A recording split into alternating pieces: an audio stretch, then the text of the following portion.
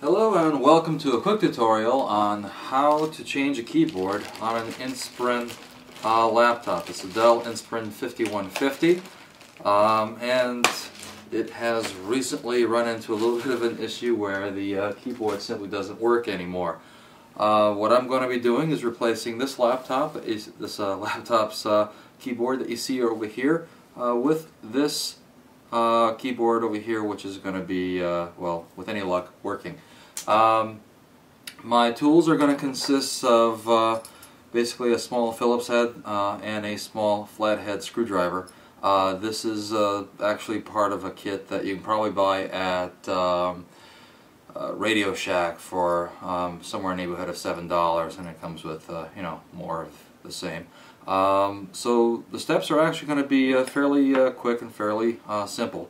What I'm going to do is you have this top plate on top of the keyboard, or actually just above it, depending upon your perspective. It's got a little notch over here on my right side. It's going to be your left side from where you're looking at. So what I'm going to do is I'm just going to wedge in over there, and it's just going to pop loose a little bit. As you probably noticed, the screen has been basically laid down flat.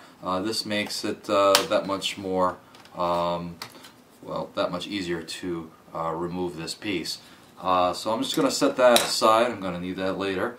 Now on top of the keyboard, or like I said, above, depending upon your perspective, you've got four screws. These are little Phillips head screws, and that's where this tool comes in, into play.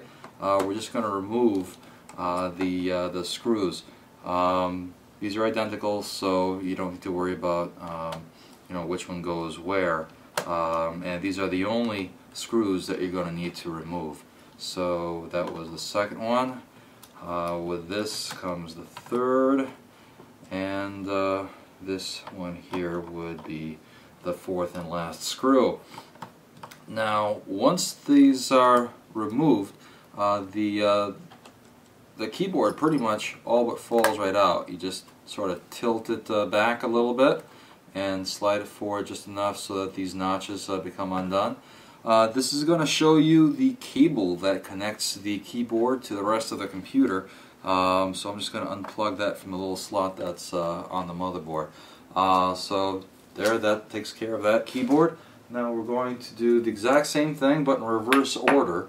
We're going to plug this thing in, and actually that's a rather impressive looking cable that's on there. This should pop right into place, and with any luck, there you go. With any luck, this thing will be all set in no time flat. Again, this is going to go into its little notches. Now you're going to lean this thing forward, and it should line up rather well with those little, what would you call them? The little places where you're going to be screwing the screws, little screw holes, I guess you can call them. So that takes care of my first screw. It doesn't really matter what order that you screw them in, just so long as you get them inside each hole. And this takes care of my second one. Now on to the third.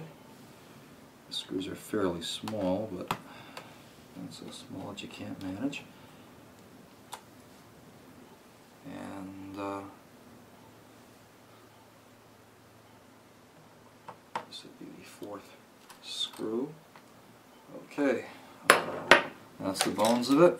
And now you've got this piece right here, which is just going to, you actually do want to put this in the correct order. You want to slide this into your left first, and just sort of seat that down, and then from left to right, just kind of pop it right into place. So there you go. Nothing fancy, just basically push down. At this point, now you can start up your computer. This thing will now start up with its brand new keyboard. Thank you, and hope you enjoy this quick little tutorial. I'm going to be typing something, so I bid you a farewell. Bye-bye.